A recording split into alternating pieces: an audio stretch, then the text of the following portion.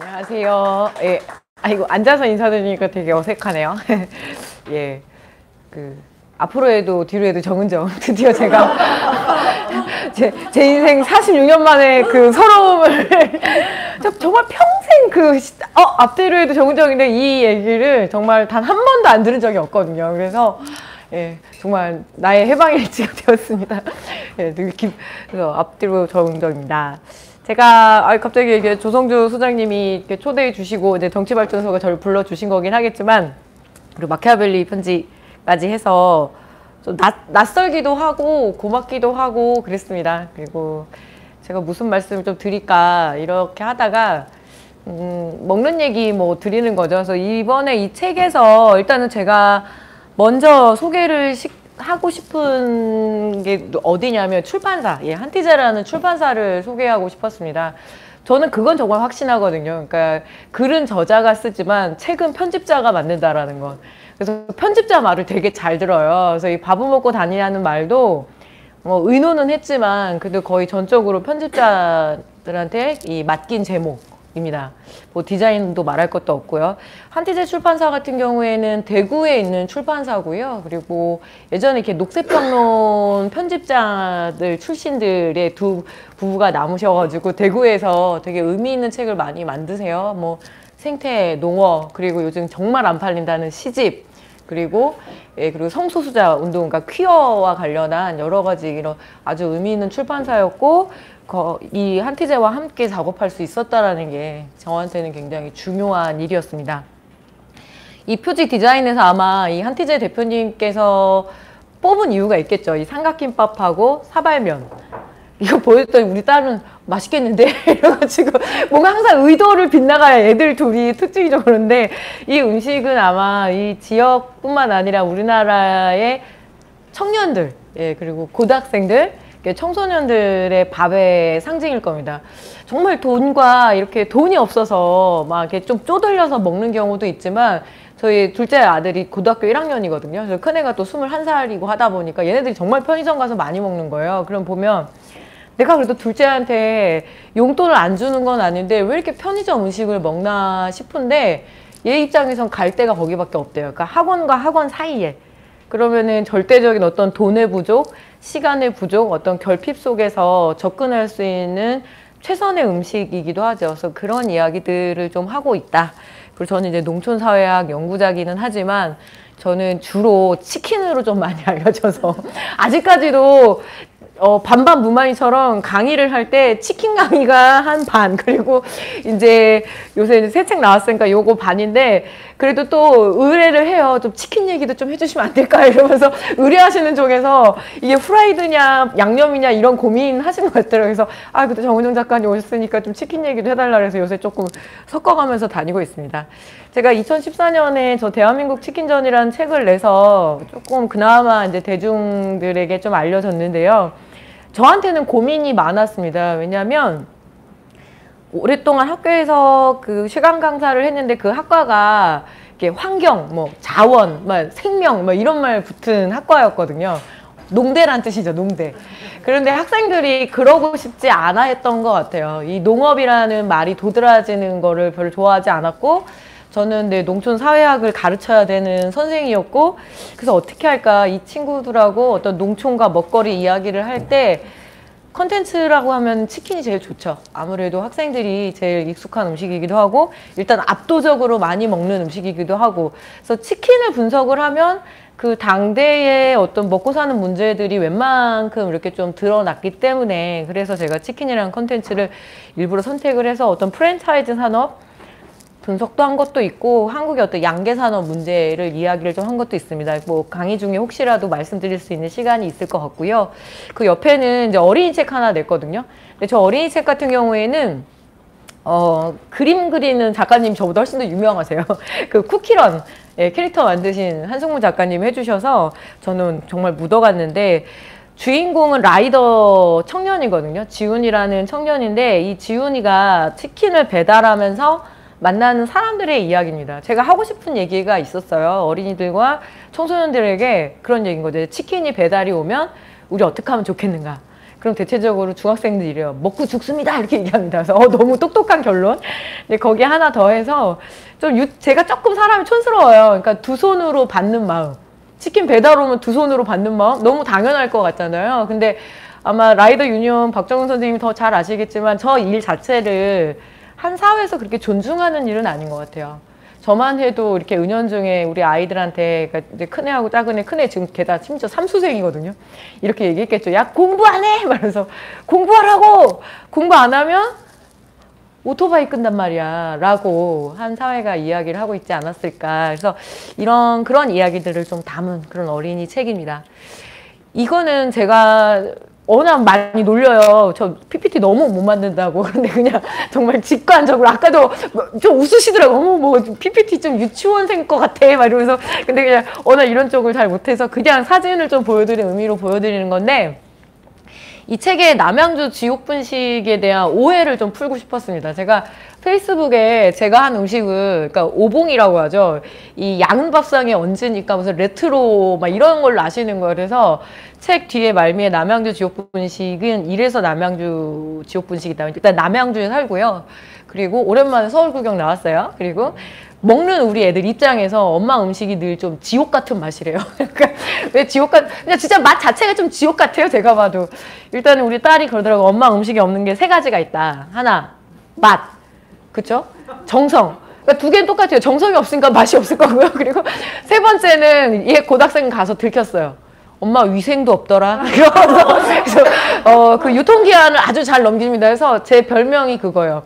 엄마 부르면 바로 뭐라 하는지, 엄마 돈 없어.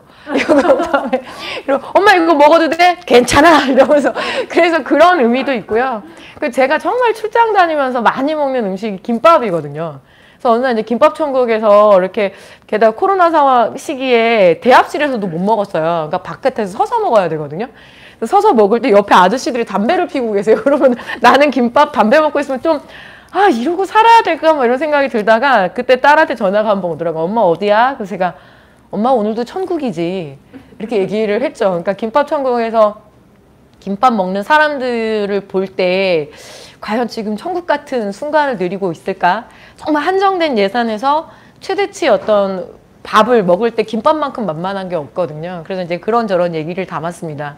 그래서 코로나 상황에서 둘째가 학교를 중1까지만 다니고 중2, 중3을 거의 집에 있다시피 했어요. 그러니까 저는 일을 나가야 되는 이제 일하는 엄마인데, 그래서 이제 막 이렇게 뭉쳐놓고 가는 거죠. 야, 먹고 있어. 엄마 다녀온다. 그리고 막 뭉쳐요.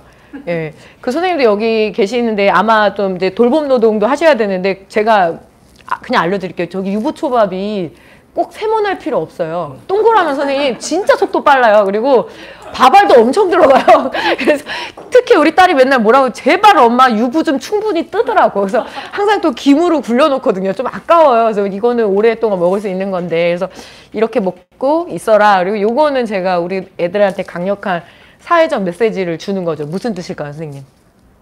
설거지거리 만들지 말라고. 프라이팬에서 끝내자. 이거 좀 오버하지 마. 이러면서 뭐 이렇게도 지나고 뭐 김밥도 말고 막 이러면서 제가 한 2년 정도를 보냈거든요. 근데 이게 우리 둘째예요. 초상권 때문에 이제 얼굴은 제가 잘라버렸는데 가끔 이제 구황작물 등장하기 시작합니다. 막 감자, 뭐 계란, 뭐 치킨 시켜 먹어라 막 이렇게 얘기를 하는데, 원래는 저도 소년이여 요리하라 파였어요. 그 막 이런 데 강의 오면 제가 뭐 완전 막 페미니스트 뭐 이렇게라고 자신있게 말을 못하겠지만, 그래도 아들 기르는 엄마들한테 막 우리가 등짝 스매싱 연대를 꾸려야 된다. 그래서 내 아들을 등짝을 때려서라도 자립시키고 밥하는 삶을 만들게 하자. 먼저 이런 얘기들을 좀 입 바른 소리를 했었는데, 전대미문의 이 코로나 상황에서는 좀 어렵더라고요. 좀 겁났어요. 왜냐면 이 사건 때문에. 저 중학생 때 겪은 이제 정태춘 씨, 박은옥 씨의 그 우리들의 죽음이라는 노래 아마 아실 것 같아요. 선생님들 조금 예, 좀 짱돌 좀 던지셨겠구나 하는 관상이 좀 느껴지고.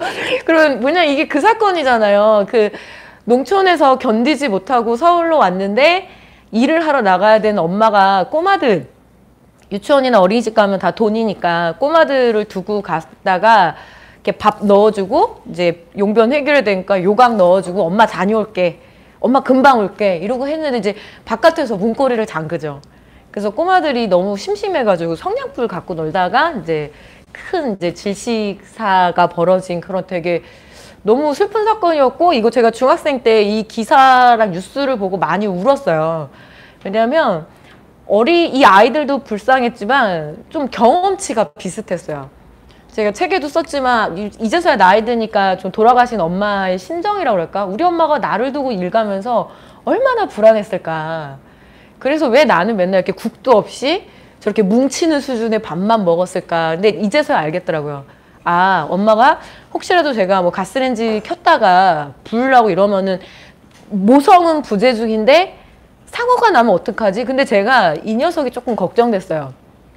중학생이어서 더 무서웠던 것도 있고, 그러니까 가스레인지에 불 켜놨다가 뭐 라면이라도 끓여 먹으려고 하다가 갑자기 친구들이 게임하자 그러면은 방으로 쏙 들어가서 헤드셋 하고 몰입할 것 같더라고요. 그러면 이 아파트가 어떻게 될까? 그 상상까지 미치니까 결국에는 저도 그 숙명을 못 떨궈낸 거죠. 여성 사회학 연구자이면서 이 엄마이면서 뭔가 굉장히 얽혀있는 그런 다중의 곤고남, 그 이야기들을 좀 솔직하게 담았어요. 제가 막 안 된다고 정말 좀 떨치고 일어나고 싶었는데 그렇지 못한 존재.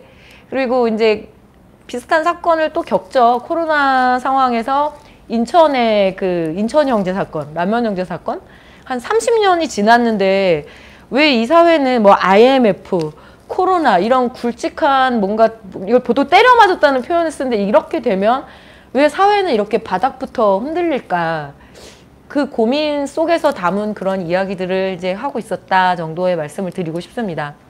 그리고 제 연구 영역인 농촌은 어떤 일이 있었느냐면, 이 마을회관에서는 주로 여러 가지 일들을 하시거든요. 일단 모이셔가지고 뭐 고스톱 치고 싸우기도 하고, 뭐 이렇게 더운 날은 일단은 다 여기 에어컨을 틀어주니까 여기서 다 모이세요. 그리고 겨울에 할머니들이나 할아버지들이 충분히 난방을 못 하시거든요. 왜냐면 기름 보일러다 보니까 그게 너무 겁나신다는 거예요. 그래서 뭔가 이게 다 모여가지고 마을회관이 중요한 커뮤니티 기관이기도 하고, 결정적으로 이 밥을 먹는 공간이거든요. 주방시설이 다 돼 있고, 그리고 여성 노인의 삶, 특히 고령의 농촌 주민들 중에서도 이렇게 할아버지나 할머니들 보시면 어떻게 되냐면 이제 혼자 지내시는 분들이 많다 보니까 자꾸 밥에 물을 말거나 국에 밥을 말거나, 그리고 이제 짠 반찬 한두 가지 놓고 뭐 김치나 뭐 장아찌 같은 걸 놓고 드시다 보니까 굉장히 건강상 문제가 있습니다. 고기 너무 많이 먹는 사회여서 그 문제에 대해서 고민하는 거 저 정말 100% 공감하고 동참하고 싶거든요. 근데 또 한편으로는 고기에 대한 접근을 하지 못하는 사람들이 상존하는 사회인 거죠. 그러면 질병청에서 그 해마다 몸에 대한 보고서를 내는데, 코로나 이후에 어린이들하고 청소년들은 그 코로나성 비만이라고 하더라고요. 집에 많이 있었고 하다 보니까. 근데 노인들은 오히려 체중이 줄고 골다공증 문제가 오고, 뭐 이렇게 되게 이 두 개가 같이 중첩이 돼 있기 때문에 정책을 좀 구현을 할 때는 두 개 다 같이 가는 게 맞는 것 같아요. 어쨌든 그래서 이렇게 모여서 지금 충남 청양에서 모여서 식사를 하시게끔 정말 지자체가요, 큰 돈도 아니고 인건비 한 150만 원 정도만 지원을 하면 그럼 돌아가요. 예, 음식은. 급식은 돌아가요. 식재료 동원 방식은 되게 각 단위마다 다양한데 2012년에 아마 경남도에서 먼저 시작을 했던 제도고, 농촌에서 상당히 인기가 높은 그 복지라고 해야 될까, 그런 일입니다. 그런데 모여서 막 식사를 하시는데 저희 같은 연구자들은 이 사업이 인기가 많은 이유가, 그래도 반찬을 한두 가지라도 더 뭐 하다못해 어묵볶음이라도 그래서 영양 개선, 혼자 음식하시기 힘든데 그래도 이렇게 같이 모여서 하니까 어떤 가사노동의 경감, 이런 문제가 되게 높이 랭크가 될 줄 알았거든요. 물론 그것도 되게 좋은 점수를 받았는데 이럴 때 조금 그 허를 찔리게 되는 것 같아요. 충남연구원에서 충남 청양을 연구한 건데 여기서 이게 나오죠. 같이 먹는다라는 의미, 공동체성의 회복, 말은 이제 연구자들이 이렇게 만든 거, 그냥 함께 먹어서 좋다. 여기에 상당한 가중치를 준다라는 거죠. 그래서 인간에게 이런 참 묘한 구석이 있는 것 같아요. 싫은 사람하고 밥 먹기 싫어서 혼밥을 좋아하기도 하지만 누군가와 함께 먹는다는 그 자체의 의미를 상당히 부여하는 존재. 지금 다시 코로나 뭐 6차 대유행이 오면서 겨우 다시 모인 지 지금 한 달 정도 되신 것 같아요. 근데 다시 해산하래요. 그럼 뭐냐면 이 부분은 영원히 계산이 잘 안 되거든요. 모이셔서 드셔갖고 재밌었던 요 부분들은 지금 이 사회가 판단하고 있을까? 이거에 대해서는 저도 끝까지 의문입니다. 그래서 이 함께 먹는 즐거움, 이 부분에 대해서 우리가 어떻게 대응할 수 있을까? 그리고 농촌에서는 제가 농촌 가서 제일 괴로운 게 뭐냐면 이렇게 마을에 들어가면 일단 눈이 딱 마주치면 저의 의사를 물어보지도 않고 바로 이렇게 커피를 2봉지를 타셔가지고 거기다 간을 맞춘 다음에 설탕을 이렇게 넣어주세요. 그러면 저는 가서 쫑알쫑알 될 수는 있어요. 어머니 이렇게 드시면 건강에 안 좋다고. 이게 뱃속에 좋은 음식이 들어가서 이렇게 뭐 좀 영양분을 삼으셔야 되는데 자꾸 믹스커피 많이 드시면 그냥 여기만 너무 센 거예요. 그래서 자꾸 몸도 건강도 안 좋아지시니까 좀 잘 챙겨 드세요 라고 말씀을 드리지만 이렇게 얘기하시죠. 나는 피곤하다. 피곤하다. 왜냐면 이 농촌이 이렇게 존중받지는 못하잖아요. 쌀값은 늘 저렴해야 되고 배추값은 오르면 큰일 나는 거고. 그러니까 노인들, 고령의 농민들이 선택할 수 있는 방법은 일을 길게 하는 거. 그냥 평생 일을 길게 해요. 그래서 제가 귀농귀촌 그런 거 소개할 때 제일 싫어하는 말이 은퇴 없는 삶이거든요. 제일 끔찍해요. 80, 90까지 넘으셔가지고 일을 하셔야 되나? 그래서 그 관련한 이야기는 이 책에 그 눈물의 총각김치에 담았습니다. 전남 영암군에서 2018년에 8분의 할머니들이 총각무 작업하러 가셨다가 교통사고로 한꺼번에 돌아가신 일이 있었어요. 근데 제가 그때 되게 충격받았던 게 뭐냐면 댓글은 원래 읽으면 안 되는 건데 어떻게 하다 읽게 됐는데 댓글에 그런 얘기가 있더라고. 와, 할머니들이 돈 욕심 쩐다. 이런 게. 너무 크게 충격을 받았습니다. 그러니까 원래 농업 관련해서는 정말 좋은 댓글은 거의 없다시피 하는데 근데 속내를 들여다보면 어르신들이 할아버지 할머니들이 끝까지 자기 생계를 구성을 하거든요.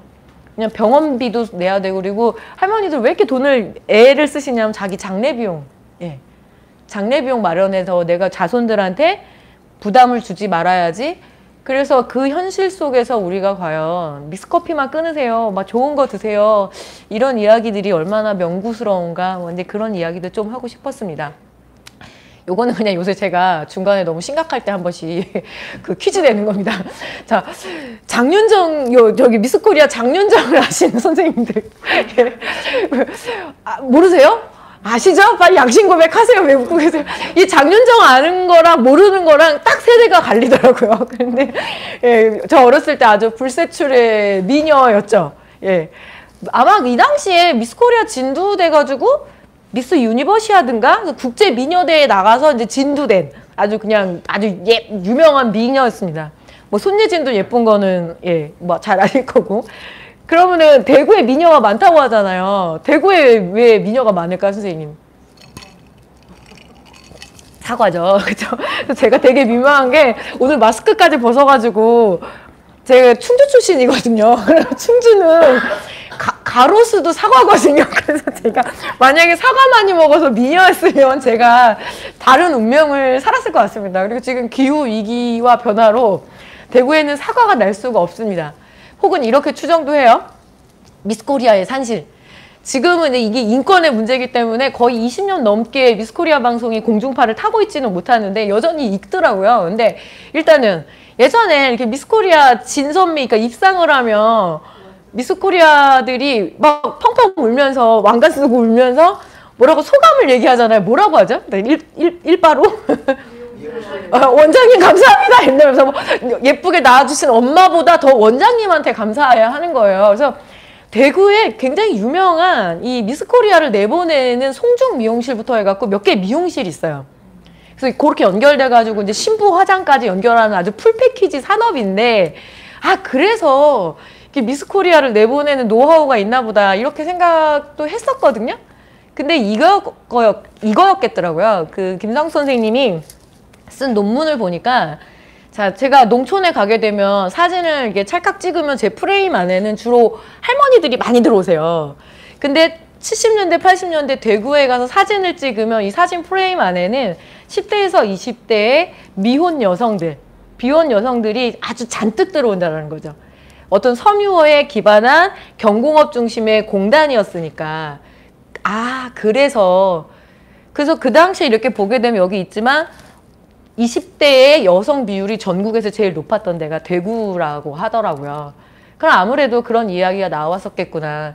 제가 책에는 이제 박하사탕 싸던 여인들이라고 써놨는데 80년대에 이렇게 어떻게 하다 제 옛날 자료를 좀 많이 보는 편인데 유튜브를 보다가 특이한 게 있더라고요. 공장장인 것 같아요. 홈비디오로 자기 그 직원들 밥 먹는 사진을 되게 재밌게 찍어놨어요. 근데 되게 부끄러워하면서 사진 찍을 때 피식피식 이렇게 여성 노동자들이 웃는데 어머, 젓가락을 안 들고 있어요. 젓가락을 안 들고 숟가락만 들고 밥을 먹고 있는 거예요. 그래서 왜 저러지? 라고 이렇게 가만히 봤는데 시골에 가시면 할머니들이 이제는 안 그러는데 한 10년 전까지만 해도 할머니들이 식사를 하시는데 젓가락을 안 쓰시거든요. 이렇게 숟가락하고 같이 동시에. 이 젓가락이 상당히 권위 있는 식사 도구예요. 어쨌든 보니까 숟가락이 그러니까 젓가락을 쓸 필요가 없더라고요. 밥 하나, 국 하나, 반찬 하나. 그래서 밥을 이렇게 말아가지고 그냥 후루후루 드세요. 이게 80년대 후반. 돌이켜보니까 지금 아마 저렇게 밥 주게 되면 난리 날걸요? 세상이 변했어. 혹은 세상이 그래도 조금은 좋아졌어. 라고 하는 게 뭐냐면 중식 제공.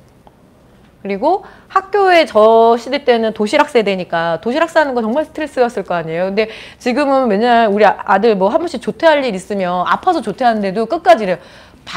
밥까지는 먹고 오면 안 되냐? 막 이러면서. 왜냐면 저보다 학교 밥이 낫거든요. 근데 당연한 밥은 아니었더라고요.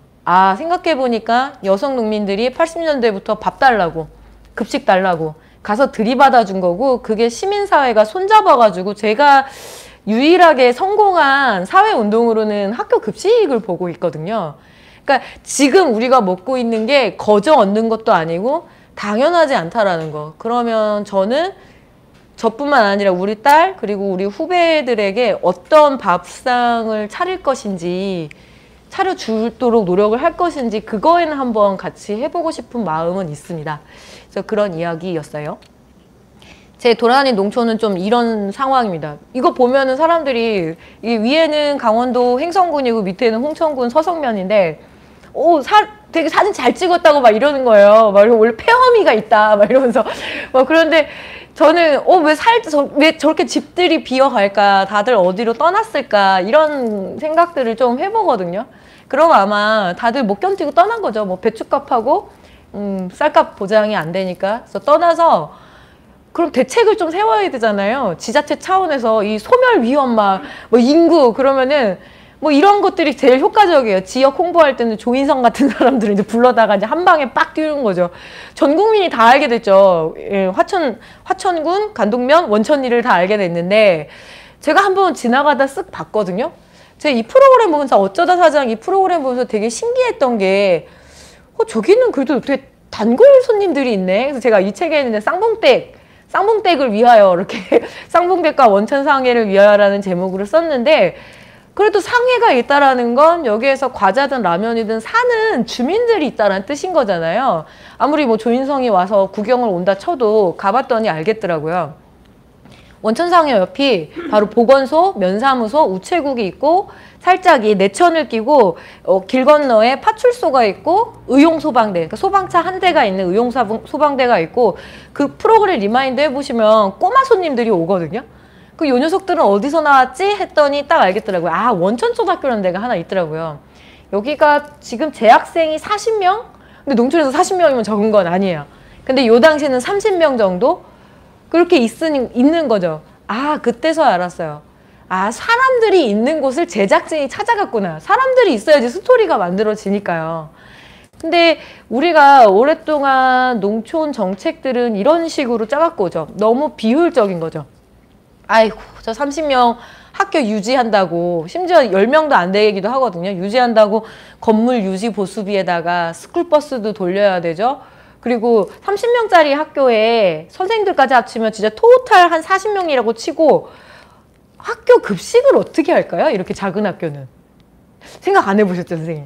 예. 공동급식이에요. 어디랑 있냐면 옆 학교랑 합쳐서, 왜냐하면 최소 100시수라고 하거든요.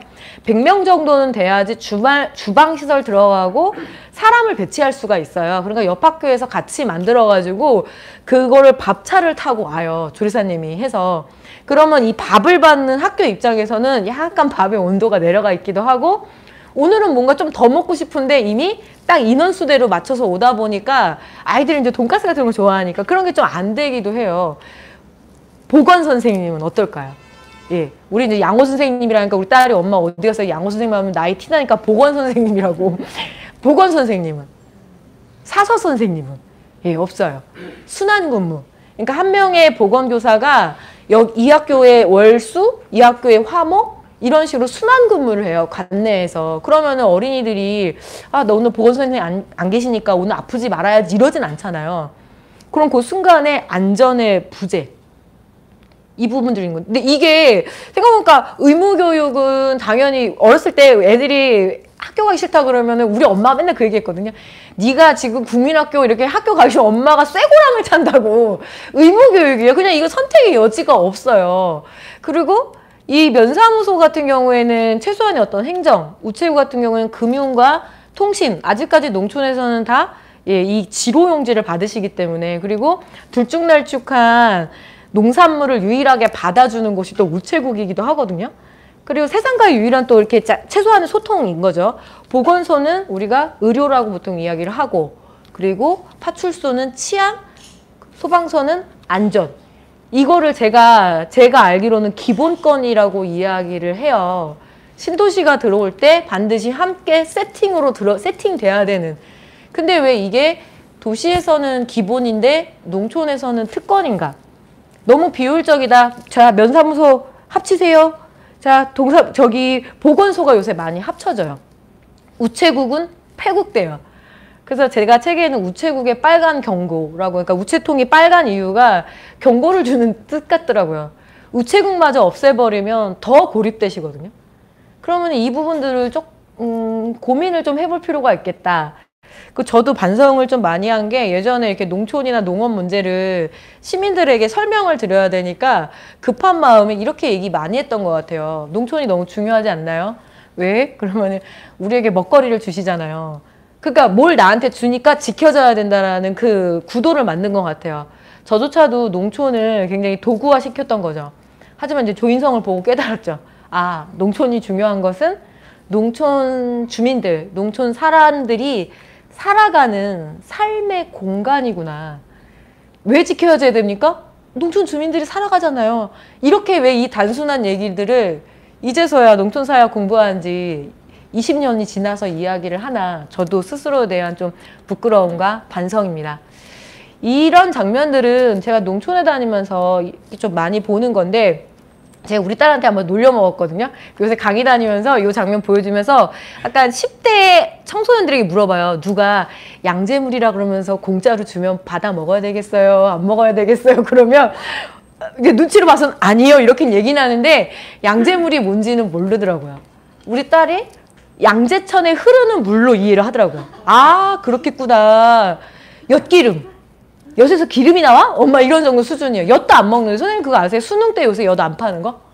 엿이 너무 안 팔리니까 다 초콜릿이나 이런 걸로 대체됐고. 자, 간수. 그래도 제 세대는 감옥이라는 말을 하고 감옥의 간수라는 말을 이렇게 짝을 지을 수 있거든요. 근데 요즘은 이제 교도소와 교도관이니까 요 세 가지 말을 몰라요. 아, 그렇겠다 싶습니다.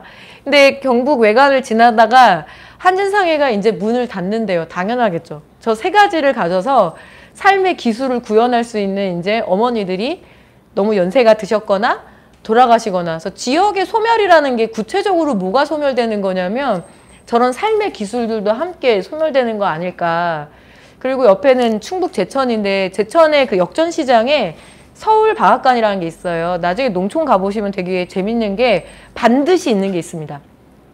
일단 중앙 슈퍼가 있을 거예요. 그리고 중앙 약국이 있고, 그리고 서울 빵집이 있고, 서울 미용실이 있고, 그리고 형제 방앗간과 형제 철물점 같은 게 있어요. 그럼 저 가서 한번 물어보고 싶어요.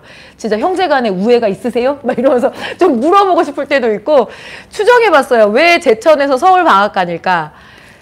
서울 미용실 하면 아 서울에서 기술 배워갖고 왔구나라는 느낌인데 방앗간 기술 서울까지 가서 배우셨을까?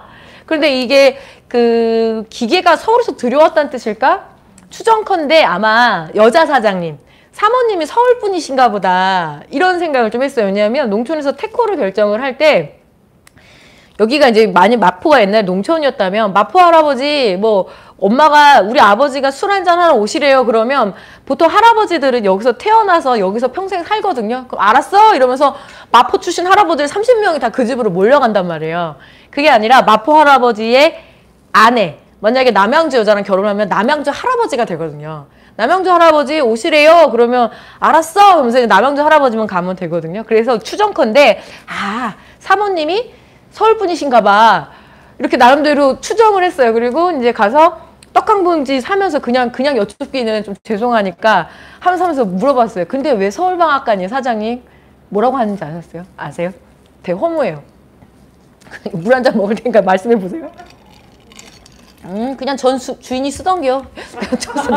뭐야 이러면서 제가 혼자 빵 터진 거야. 아 그냥 아무 이유가 없으셨구나. 근데 지역의 스토리라는 게 선생님 굉장히 천편일률적이에요. 제가 여기서 농촌 컨설팅 얘기를 좀 적어놨는데 마을 만들기, 지역 컨설팅, 도시 재생 이러면서 전문 컨설턴트들이 붙는데 그 사람들이 지역의 스토리를 일단 이렇게 만들어요.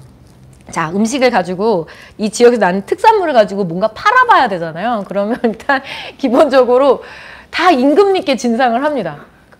그 가면은 어머, 이 동네 먹고 사는 것도 없었을 텐데 이제 저 지리산 쪽에서 저 한양에 단 한 번도 내려와 보지도 않는 임금한테 갖다 바치냐고 얼마나 힘들었을까. 그래서 이 식민의 역사 아닌가? 막 이러면서 제가 그리고 이거 착취 역사인데 그런 생각이 한번 들고요. 그나마 진상도 못하는 데는 뭐냐면 삼국시대부터 혹은 뭐 고대시대부터 해서 스토리를 되게 천편일률로 만들어요. 만들어 놓은 패키지도 되게 빠네요. 어떠냐면 약간 부직포 같은 거 해가지고 그 리본 아시죠? 약간 그 밧줄 같이 생긴 거. 그래서 전국을 돌아다니니까 이제 패턴이 보이더라고요. 제가 그 얘기 참 많이 합니다. 거기 제발 청증 그만 담그세요. 그래서 모든 과일을 썰어서 설탕을 부어서 무슨 청. 제가 아 그만 좀 말리세요. 무슨 차. 그리고 다 비슷해요. 전국 패키지가 정말 다 비슷해요. 그래서 제가 이것 좀 그만하자. 왜냐하면 지역의 스토리를 갖는다라는 건 이런 거에서부터 시작하는 것 같아요. 지금과 여기에서 시작하지 않으면 우리 농촌의 이야기들은 항상 그렇게 벙벙한 이야기들만 그렇게 오지 않는가 이런 얘기를 합니다. 그래서 제가 치킨 얘기 안 할 수가 없어서 또 저녁에 끝나고 치킨 한 마리를 먹어야겠는데 대한민국 치킨전이 아마 사회적 의미가 있다라면 유일하게 후라이드 치킨의 계보를 밝힌 최초의 책이라고 제가 제압하고 있습니다. 얼마나 우리 그 출판사 여기 따비 출판사 마포에 있거든요. 얼마나 그게 자랑스러우셨으면 유일하게 도판으로 칼라로 찍어서 사이에 넣어주셨는데 일단은 뭐 이게 1970년대 림스치킨 계열이에요. 특정한 브랜드를 말씀드리면 보드람, 가마치 그리고 뭐 그런 쪽 아주 왜 튀김은 얇은 거 그리고 저한테 후라이드는 얘예요. 80년대 물반죽 치킨 페리카나, 멕시카나, 처갓집 아주 초창기는 되게 쉬워요. 오징어 튀김처럼 물반죽에서 딱 튀겨내는 거. 그리고 얘는 양념이랑 만나면 아주 절묘합니다. 그런데 우리 딸한테 후라이드는 뭐냐면 지금 청년 세대한테 후라이드는 이거예요. 크리스피. 돈가스랑 똑같아요. 그러니까 닭에다가 용액 묻히고 파우더 묻히고 다시 튀김가루 묻혀서 겉도 빵빵하게 만들어요. 그래서 고기도 먹고 과자도 먹는 느낌의 이게 90년대 초반에 KFC에서 먼저 개발한 치킨입니다. 그래서 이 치킨 먹으려면 종로 정도까지 나가야 되고 저는 또 망울에서 살았기 때문에 최소한 청량리는 나가야지 됐었던 그렇다 보니까 상당히 고급 치킨. 근데 먹다 보면 얘가 물성이 훨씬 더 세요. 그래서 이쪽으로 쏠리게 돼 있습니다. 그래서 1세대 치킨이었던 페리카나, 멕시카나 이런 1세대 치킨들도 지금 후라이드를 시키면 크리스피가 와요. 예. 지금 분위기가 어떠냐면 치킨 창업시장 창업 그 설명회 오셔가지고 자 각자에 맞는 치킨을 좀 튀겨보시라고 그래서 앞으로 적어도 선생님들은 이제 치킨으로 회식을 하실 때 아는 척은 하실 수가 있다. 1세대, 2세대, 3세대 치킨입니다. 예. 반도체만 3세대가 있는 게 아니에요. 근데 저는 제가 관심 있는 영역은 치킨을 둘러싼 어떤 삶의 이야기인 거죠. 일단 기르는 자의 문제입니다. 기르는 자의 이야기들, 그러니까 농민들의 이야기들을 되게 많이 하는 이유가 한국의 어떤 외식, 특히 이제 치킨 프랜차이즈를 분석을 할 때 프랜차이즈만 보게 되면 하나를 더 못 보거든요. 한국의 축산업 구조에서 이 농민들이 차지하는 위치가 어떤지를 좀 말씀드리면 특히 육계 분야만 일단 말씀드릴게요. 육계는 고깃닭을 말하는데 농민 같잖아요. 이렇게 지금 여름에 압사가 돼요. 얘네들이 빡빡하게 기르기도 하고 그래서 건져내기도 하고 뭐 사료하고 이제 약품하고 막 이렇게 처리해갖고 애들을 한 달만 길러내는데 한 달 길러내고 난 다음에 이분들이 버는 돈이 대략 얼마냐면 한 350원에서 500원 사이예요. 정산을 하는 과정이 있거든요. 하림이나 혹은 동우나 아주 거대한 그 육계회사에 하청 관계를 맺어요. 갑과 을이 돼가지고 병아리하고 사료하고 약품을 받아다가 길러주는 공인비를 따먹어요. 근데 그 공인비가 한 마리에 한 350원에서 500원 사이입니다. 그러니까 우리는 보통 또 치킨 값을 한 16,000~17,000원을 내잖아요. 근데 농민이 가져가는 몫이 이 정도라는 거죠. 제가 동물복지 상당히 중요하게 생각을 하고 더 급진화돼야 된다고 생각하지만 이 부분에 대해서는 좀 해명하고 싶은 게 있습니다. 우리요, 이 닭이 조금 넓게 사는 게 좋잖아요. 그게 동물복지잖아요. 좀 순하게 길러줘야 되잖아요. 근데 이 농민으로서는 선택하는 방법이 뭐냐면 자기가 지금 이 개사 무창개사 하나 만드는데 거의 한 2억 정도 되거든요. 1억 5천에서 2억이에요. 이거를 10동 정도면은 20억이에요. 이걸 다 자기 돈으로 하는 게 아니라 금융이죠. 농협에 매달려서 농협빚을 땡겨오는데 신기한 게 돼지가 1000마리면 1000마리만큼이 담보물이에요. 그럼 1000마리만큼의 대출금이 나오고 그죠? 500마리면 500마리만큼이 나와요. 그럼 축산에서는 돈을 빌리기 위해서라도 사육도수를 늘려요. 그리고 제가 대한민국 치킨에서 인터뷰한 이 농민은 이렇게 얘기를 하면 내가 하림의 계양 농가인데 1년에 그러니까 한 달에 12만 마리씩 1년에 7회전을 돌리세요. 네, 간단하게 80만 마리를 만드시죠.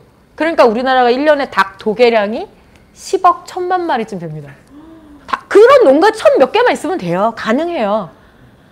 그래서 뭐냐면 이 복지에 대한 문제하면 우리가 뭔가 결심을 좀 해야 돼. 닭한테 공간을 주기 위해서는 좀 넓게 기르고 좀 덜 길러야 되는데 여기에서 평생 끄달려요. 그래서 이 축산업의 금융화, 파이낸싱 문제에 건들지 않으면 그냥 제가 보기엔 다 위에 동동동동 뜬 말인 거죠. 그럼 당신이 돈을 벌었는지 가서 물어봐야죠. 자영업자 얘기는 제가 중언부언하지 않겠습니다. 딱 그것만 말씀드릴게요.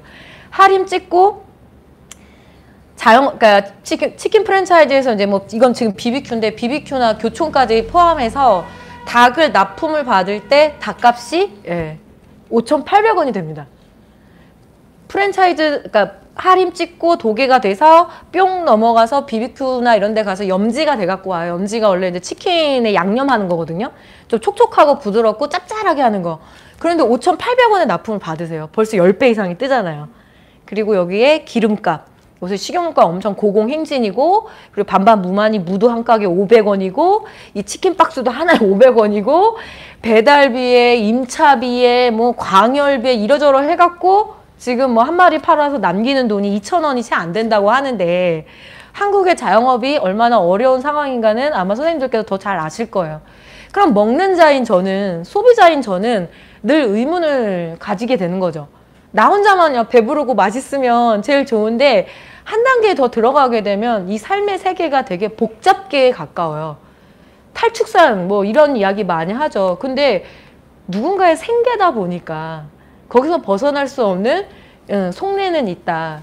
그럼 저는 저한테 많이들 얘기해서 도대체 무슨 얘기를 하고 싶은 거냐. 그럼 치킨을 더 많이 먹자는 얘기냐. 그런 건 아니고요.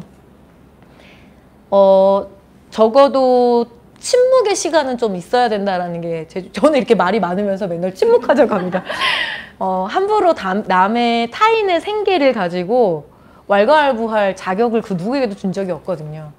아, 이게 속내가 이렇구나. 맥락이 이렇구나. 그러면 그 순간에 좀 잠깐이라도 이렇게 좀 입을 다물 수 있는 그런 사회? 예, 그 정도? 그래서 이런 정도예요. 치킨, 선생님들 제가 여쭤볼게요. 오뚜기가 더 큰 회사라고 생각하셨어요? 하림이 더 큰 회사라고 생각하셨어요? 하림. 선생님 공부, 오뚜기. 예, 선생님 공부하시면, 맞아요. 하림이 훨씬 커요. 오뚜기는 중견기업.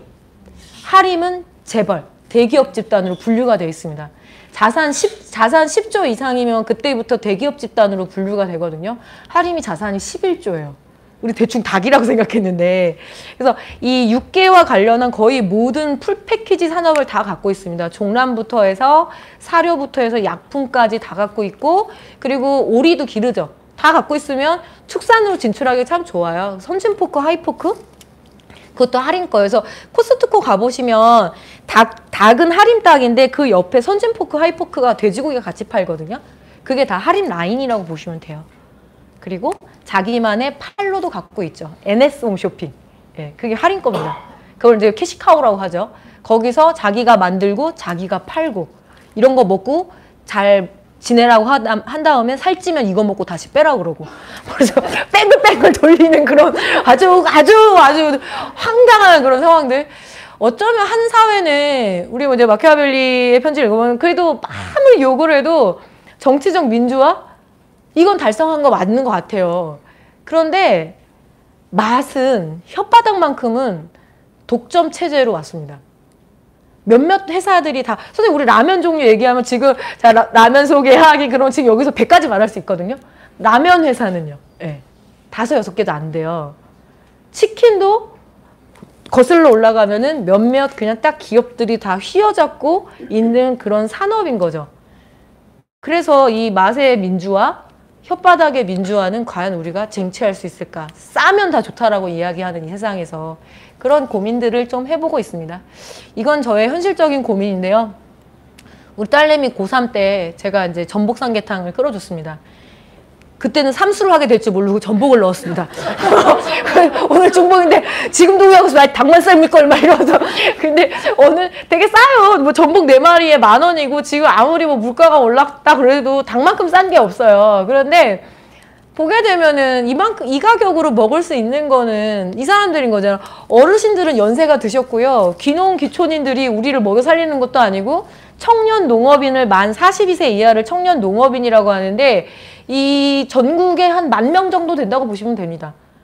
그러면은 도대체 우리가 굶지는 않는데 그래도 국내산 농수축산물을 먹는데 어디서 온 건가 하면은 이분들이 만들어내는 거죠. 지금 완도의 전복 양식장에서 양식 일을 하고 있는 외국인 이주 노동자. 이 보게 되면 1988년에 우리나라가 인력시장을 개방합니다. 제일 먼저 개방한 쪽이 어업 쪽이에요. 부자 나라가 됐어요. 제일 하기 싫은 일이 뭐냐면 배 타는 일. 멸치배 타는 일. 그 말 참 어렸을 때 뭐 하면은 뭐 멍텅구리배에 끌려가가지고 막 얘기 많이 했잖아요. 그리고 두 번째는 뭘까요? 피와 똥을 만지는 축산업입니다. 그래서 그쪽 분야에 벌써 이주 노동자들이 들어와서 버텨준 거죠. 이 가격을 유지하기 위해서. 자, 삼겹살에 싸먹는 깻잎 한 장. 이 깻잎은 어디서 오는가? 그래서 우춘희 선생님의 깻잎 투쟁기를 이번에 이 마키아벨리 이쪽에서 추천도 해놓으셨던데 우리가 먹는 거는 그렇게 나와요. 그러면은 이쪽 부분을 상당히 급진화시켜야 됩니다. 싫은 거죠. 우리는 싸게는 먹어야 되겠는데 가난한 동남아시아에서 저 사람들이 들어오는 거는 싫으면 뭐 어쩌라는 거야. 이렇게 물어보고 싶어요. 오죽 오해들이 많으면 보건복지부에서 그 보수적이라는 보건복지부가 발표까지 했습니다. 아마 재작년 그 발표를 기억을 하는데 이렇게 얘기하는 거죠. 와가지고 우리나라 의료보험 다 털어먹는다고. 근데 이주노동자들이 20대, 30대 젊은 사람들이 많다 보니까 지역의보로 거의 11만 원에서 15만 원 사이를 내더라고요. 고용 허가제로 들어오거나 이러면. 그리고 계절 근로에도 의료보험을 냅니다. 근데 병원은 안 가요. 건강하기도 하고 아직 젊기도 하고 그리고 병원 갈 방법을 몰라서 그래서 거의 9천억대 거의 1조에 가까운 흑자를 내줬어요. 보험이라는 게 그렇잖아요. 젊은 사람들이 보험비 많이 내고 병원 안 가는 구조가 나와야 되는데 그걸 하더라는 거죠.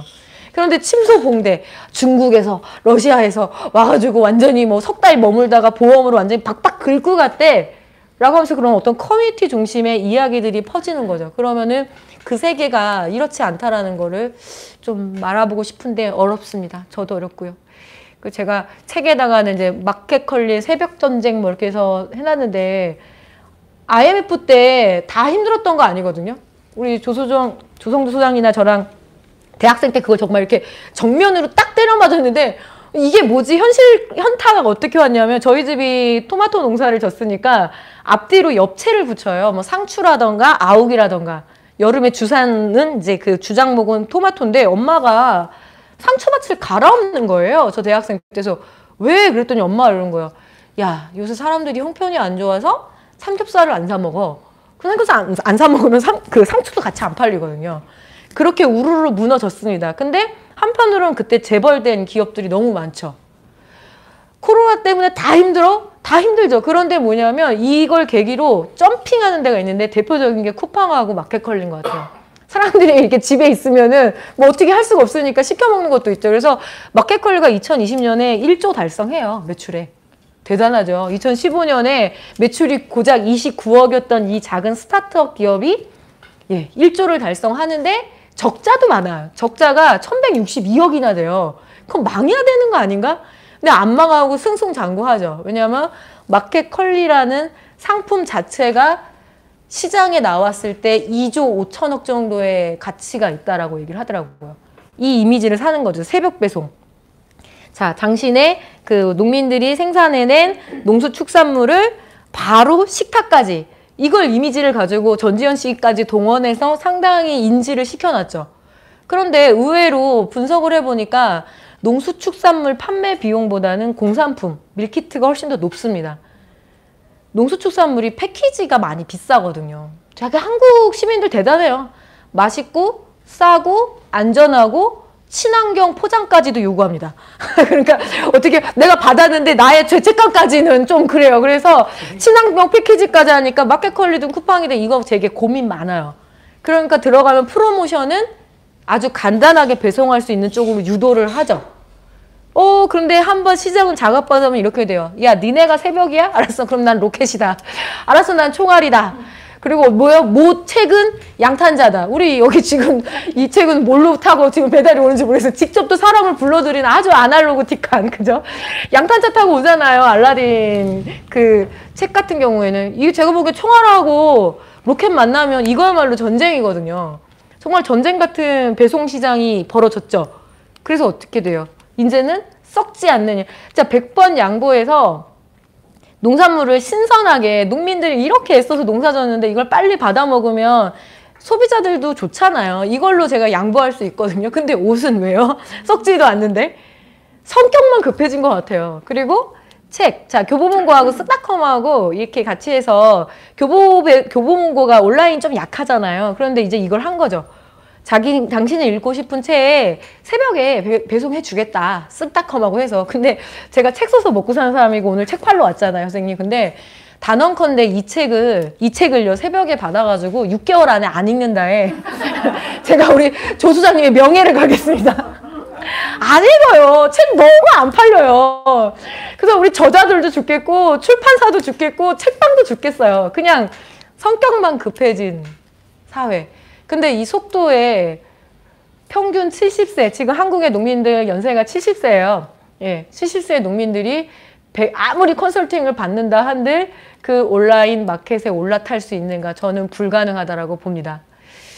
그리고 이 고기에 기대는 삶을 좀 보고 싶어요. 아까 제가 상추 말씀드렸죠. 자, 고기에 기대는 삶에서 일단 저 자영업자, 선생님들 왜 우리나라에 이렇게 고깃집이 많을까요? 왜 이렇게 많을까요? 학생들 정말 단순해요. 맛있으니까. 만사 다 맛있으니까 해결돼요. 그 이유가 객단가 문제도 있거든요. 내가 좋은 직업을 구할 수가 없어서 외식자 영업으로 밀렸는데 어떤 것들을 선택하고 사실 다 카페를 좀 하고 싶어 하세요. 근데 이놈의 카페에 한 잔 팔아가지고 3-4시간 버텨요. 그러면 스타벅스가 이번에 계산을 냈어요. 한 손님이 아메리카노를 시켜서 1시간 40분 이상 되면서부터 수익률이 떨어져요. 그러면 일반 작은 카페는 더 심하겠죠?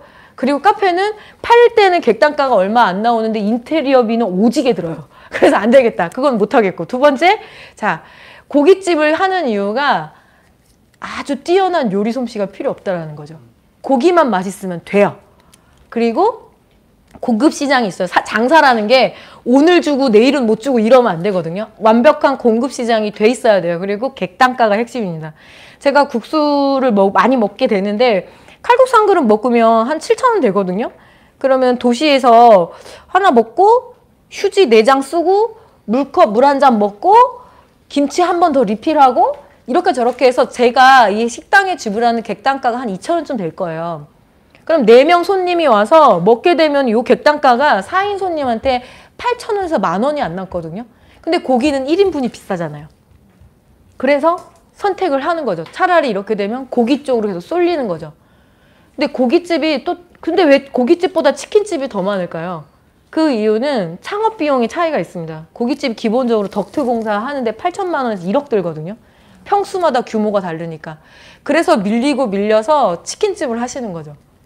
고기는 이거 한 번 받으면 결제 비용이 100만 원에서 200만 원까지도 가요. 국내산 축산물 같은 경우에. 여기에 얽히는 복잡한 삶의 맥락이 있다. 그 얘기를 좀 드리고 싶었어요. 아이고, 죄송합니다. 그리고 요거는 요즘 제가 얘기하는 겁니다. 요즘 하도 이제 육식 문제, 채식 문제, 비건 문제 이쪽이 주로 얘기를 할 기회들이 좀 생겨서 핑계도 돼요. 사람이 되게 쫄보가 됐어요. 하도 저도 많이 위축이 되다 보니까 저는 삼겹살 먹으면 설사해서 잘 안 먹거든요. 막 이러면서 그렇게 되고 저 치킨을 진짜 안 좋아하거든요. 막 이러면서 되게 수세적으로 돼요. 방어적이고. 그런데 이 얘기는 우리가 어떻게 해명할 것인가. 재단지원금 나왔을 때 카드 결제 그걸 보니까 제일 먼저 많이 결제한 데가 안경점이더라고요. 저 깜짝 놀라서 제가 초등학교 때부터 안경을 국민학생 때부터 썼는데 그럼 저한테 이거 신체의 일부거든요, 선생님. 고장나면 치료해줘야 되고 업그레이드 해줘야 되는데 아, 형편이 쫄릴 때는 사람들이 자기의 몸을 갉아먹는다라는 게 이런 거구나. 두 번째 결제 비율이 높아질 때가 정육점. 아, 사람들이 이렇게 고기 많이 먹는다고 여기저기서 얘기하는 세상인데 그래도 이렇게 한 번은 가족들과 함께 국내산 생삼겹을 저희는 어떻게 조카랑 같이 근처에 살거든요. 그래서 각자 5만 원씩 내가지고 한우를 구워 먹었거든요. 그래서 그래가지고 자 우리도 꽃등심을 먹어보자 이러면서 집에서 막 구워 먹었어. 그냥 그게요 사람이에요. 그리고 보면은 이게 요게 소득분위를 나눠놨는데 자, 사사분위 같은 경우 뭐 중산층이라고 보통 얘기하죠. 뭐 월 얼마라고 하더라고. 500만 원 아마 이상인 걸로 알고 있고. 1사분위 같은 경우에는 우리가 이제 그 중위소득 이하, 보통 이제 취약계층이다라고 이야기를 하는데 여기서 이렇게 갈리더라고요. 이거를 먹거리를 다 잘라보면 공유에서는 일치를 해요. 거의 100%. 쌀이 모자란 사회는 아니라는 말씀인 거죠. 근데 어디에서 갈리냐면 그 문제 많다는 우유, 과일, 육류에서 쫙 갈려요. 사람들이 형편이 쪼들리면 그리고 자기가 소득이 충분하지 못하면 이쪽으로 가지 못한다라는 거죠. 그러면 거기에다 대고 어떤 육식의 폐해? 막 이런 얘기를 하기에는 저는 조금 말하기가 좀 뻘쭘한데 그런 부분들에 대한 얘기를 어렵지만 드리고 싶었습니다. 그리고 고기에 대한 얘기는 우리는 죽여본 사람도 아니고 고기를 만드는 사람도 아니잖아요. 가축이색 방역지원본부라고 해서 방역사들 인터뷰를 제가 민주노총의 부름을 받고 예, 지난 몇 달 동안 뛰어다녔습니다. 우리가 먹는 고기는 완벽한 이 검증을 받고 온 거거든요. 얘네 구제역도 걸리면 안 되고요. 아프리카 돼지열병, 콜레라 뭐 이런 거를 다 검사를 해야 되는데 그 방역사들이 전국에 한 1,700명 정도 되세요. 농림축산식품부에 속해 있는 공공기관입니다. 아, 공무원. 예, 맞습니다. 아, 축산학과 나온 공무원. 예, 맞습니다. 그런데 처지가 공무직이지만 무기계약직. 무기계약직이 뭔지는 잘 아실 거예요. 잘릴 위험은 없지만 그렇다고 승진이 되는 것도 아니고 호봉이 있는 것도 아니고 그냥 최저임금 인상분만큼만 올라가는 건데 이렇게 돼지 같은 데서 피를 뽑아가지고 검사를 해야 되잖아요. 이 양반들이 난청이 심해요. 돼지들이 하도 깨끗해가지고. 그리고 소에서 소꼬리 들고 여기서 그 꼬리에서 피를 뽑아서 체크하거든요. 그러면 소 뒷발이 팍 채워가지고. 그래서 한번 이렇게 사망사고도 나고. 되게 험한 일이에요. 기르는 것도 험하지만 이렇게 고기를 만드는 사람들의 삶도 들여다볼 필요가 있죠. 그래서 제가 좀 호소하고 싶었던 게 있어요. 동물권 운동하시는 동지들에게 우리가 힘을 쏟아야 된다라면 귀하게 기르고 덜 죽이려면 병 관리를 잘 해야 되잖아요. 그러면 이 삶에 조금 같이 마음을 좀 모아주시면 안 되겠는가라고 제가 호소를 하고 있습니다. 그리고 우리는 길러보지 않은 사람, 이건 농민들의 일지예요. 그리고 죽여보지 않은 사람, 제가 도축장에 아마 여성 연구자들이 접근하기가 되게 어려운 데가 도축장인데 기회가 돼서 들어가가지고 사진 찍는데 이게 1월 달에 들어갔는데 이분들의 드레스 코드 예, 다 어떤 현장이냐면 우리는 이제 고기의 비참성 이거에만 주목을 했었지만 사람들의 몸을 보게 되면 일단 다 헤드셋 엄청난 소음이고 장치 산업이에요. 그리고 이 도체를 만드는 거니까 반을 가른다 죄송합니다. 가르면 이제 내장이 훅 쏟아지거든요. 그러면 거기서 오는 압도적인 냄새 피와 똥과 기름이 튀는 세계거든요. 여기에서 일을 하시는 분들이잖아요. 생계를 구성하시는 분들인데 제가 이럴 수는 없다라는 거죠. 그러기엔 너무 부끄러운 일이었어요. 그리고 이제 끝나고 난 다음에 밥을 먹는데 동네에 이제 육회집이더라고요. 원래 저 고기 별로 안 좋아한다 그랬잖아요. 근데 제가 육회 못 먹겠어 이렇게 못 하겠고 그날은 예 먹겠습니다. 사람이 되게 겸손해지더라고요. 이런 일을 한다는 게 정말 위대한 일이구나. 엄청난 일이구나. 그러니까 탈축산, 탈육식 이야기를 하지만 그게 정말 없어지기는 어렵잖아요. 그렇다면 이분들의 삶을 우리가 어떻게 들여다볼 것인가. 그래서 보면은 이제 고기가 많이 눈에 들어왔던 것 같아요. 지난 몇 년에. 근데 사람도 응시를 좀 해보고 싶고 농촌에서는 이런 제가 축산 문제에 확신하는 게 있습니다. 축산 문제가 뭐라고 생각하십니까? 그럼 저 농촌 문제입니다. 이렇게 얘기합니다. 자, 기르는 동안 분뇨와 냄새와 여러 가지로 민원의 온상이에요. 농촌 주민들이 고통을 겪어요. 강남에 없는 게 3가지가 있어요, 선생님. 뭐가 없을까요? 일단 제 아파트가 없어요. 왜 조 소장님 아파트도 없겠죠? 자, 혹시 있는 거 아니야? 아니. 자, 2번째, 발전시설이 없어요. 송전탑도 없고, 그리고 쓰레기 소각장도 없는데 도축장이 없어요, 서울에. 근데 고기를 제일 많이 먹는 데는 서울이다라는 거죠. 도축장도 다 농촌. 기르는 자들도 농촌, 죽이는 자들도 농촌. 이건 뭐냐면 구제역 터져가지고 동물 묻는 거예요. 그럼 그 기존에 우리 동물 전염병 터지면 그런 장면들 많이 보잖아요. 막 땅에다가 막 생축들을 그대로 묻어가지고 막 깨끗 하면서 하면서 막 이러는데 그 장면은 이제 없어요. 그건 불법이 됐거든요. 어떻게 하냐 렌더링이라고 해서 이게 기계예요, 선생님. 일종의 화장 처리를 해서 탱크를 묻어요. 그냥 보면 모르시겠죠. 제가 어떤 사회 캠페인, 운동, 무언가를 이렇게 북돋을 때 가장 최근의 이야기를 해야 된다는 게 이런 것 때문입니다. 뭔가 이거를 설득하기 위해서 비참성을 강조하기 위해서 너무 예전의 문제를 끌고 들어오는 건 저는 좀 비겁하다고 생각합니다. 어쨌든 여기 동촌에서는 이런 일이 벌어지는 거죠. 이게 이웃 사람들의 일이잖아요. 아무리 맨날 민원의 온상이어도 지역사회에 너무 큰 충격이 가요. 동물 전염병이 한꺼번에 터지면 그래도 생명을 죽이고 묻히고 묻고 하면은 그 고민은 그냥 텔레비전 화면으로 보는 우리의 고통과는 차원이 다른. 그러면 우리 뭐 하면 될까요? 그래서 내가 입 다물고 있자. 이 얘기를 그냥 하고 싶었습니다. 팔지도 않았고 그리고 이런 거는 제가 오히려 선생님들께 여쭙고 싶었어요. 제가 동물을 길러보지를 않아서 맨날 우리 애들이 엄마 제발 우리도 강아지 기르자 이렇게 하는데 제가 그럴 수 있는 사람이 아니어서 근데 유튜브에 되게 많이 넘치는 게 동물 학대 콘텐츠거든요. 방송 3사를 비롯해서 종편까지 해가지고 하루에 한 번, 최소 이틀에 한 번씩 이 동물과 관련한 보도량이 엄청납니다. 그걸 보게 되면 오늘은 목을 졸랐어요. 그래서 청취율이 되게 많이 올라갔어요. 그럼 다음 날은 목 조르는 걸로 사람들이 이게 있을까요? 그럼 그 다음부터는 뭐가 잘려야 돼요. 점점 강도가 세지더라고요. 뭔가 사연도 아주 엽기적으로 변해요. 스펙타클 경쟁이 났구나. 그리고 여기에 순간 어떤 이게 소비되는구나. 사람 죽이는 장면은 안 나오면서 왜 동물에 관련한 건 다 상상하게끔 얼마나 저렇게 자세하게 왜 이렇게 설명을 하지? 이런 것들에 대해서는 오히려 제가 되게 많이 걱정스럽습니다. 한편으로는 똑같은 것 같아요. 귀여움의 강조.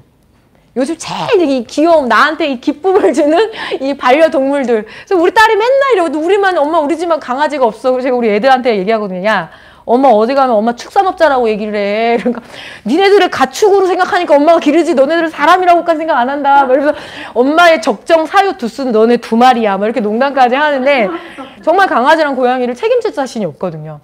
마음이 아파서 입양해 갖고 와서 끝까지 책임질 자신이 없거든요. 요새 농촌에 어떤 문제가 자꾸 있냐면 자꾸 개를 그렇게 갖다 버려요.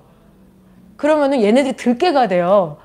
그래서 할머니들이 반 매러 가기가 무섭대요. 멧돼지 내려올까 봐도 무서웠는데 최근에는 들깨도 내려온다고. 이거 너무 이 반려동물 문화, 이 귀여움 강조하는 거 전 똑같은 스펙타클의 문제라고 생각을 합니다. 이거 끊어내야 될 것 같아요. 기를 자격이 있는 사람은 길러야 되는데 뭔가 입양이 되게 대안인 것처럼. 근데 돌이켜보니까 이 친구들 먹는 음식이 동물성 사료잖아요. 되게 모순이에요. 얘네 먹이려면 그럼 동물을 더? 이렇게 되면 이거는 우리가 돌파할 수 있을까요? 그런 고민입니다. 거의 끝나가는데요. 학생들이 저한테 물었어요.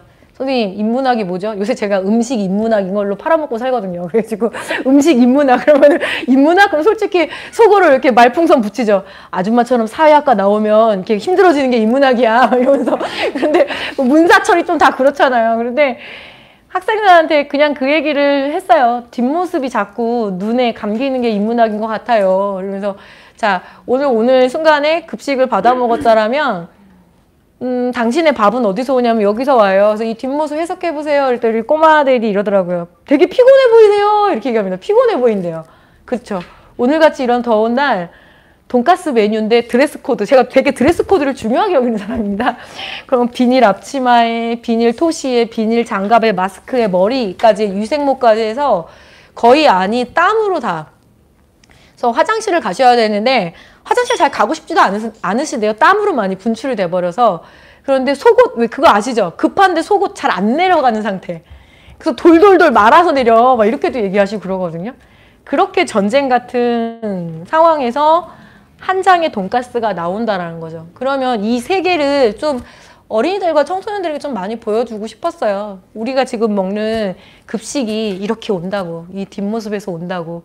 그래서 학교 급식에 대한 이야기를 좀 많이 담았어요. 왜냐하면 급식이 정지되는 게 저는 제일 무서워요. 그래가지고 안 돼, 저거는 정말 유지돼야 돼.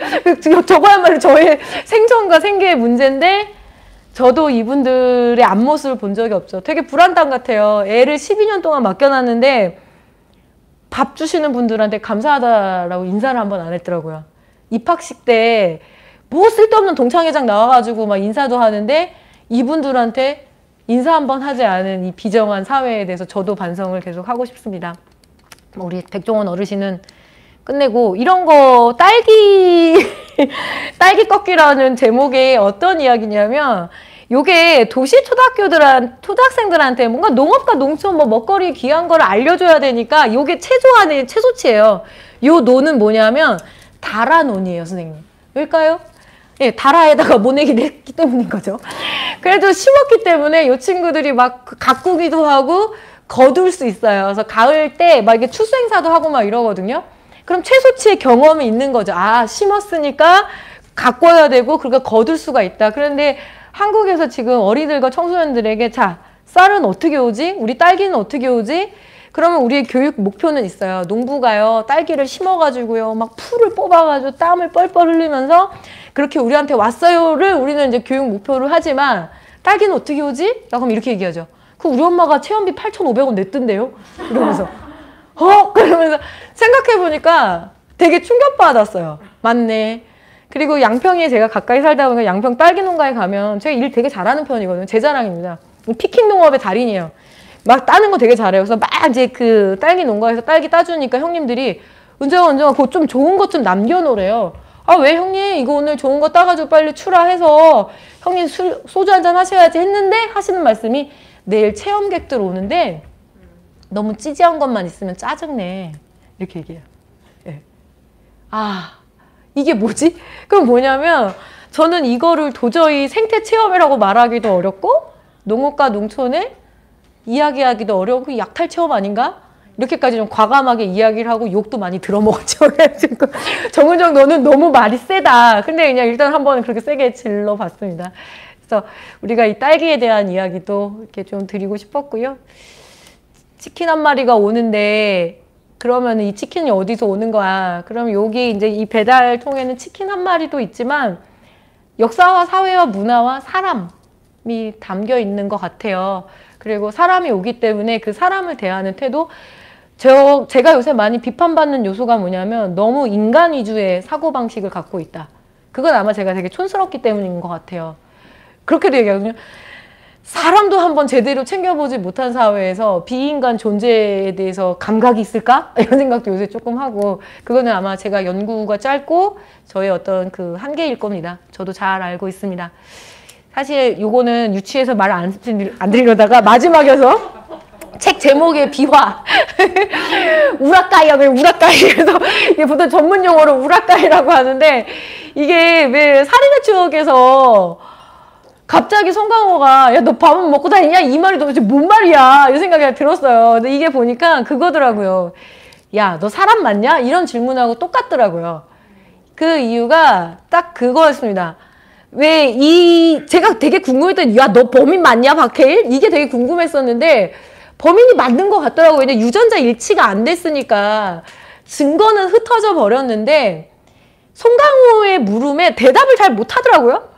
왜냐면 자 인간 맞냐고 송강호 씨가 그 박도만이 물어봤을 때 만약에 나 밥 먹었어 이러면 인간 선언이었을 것 같아요.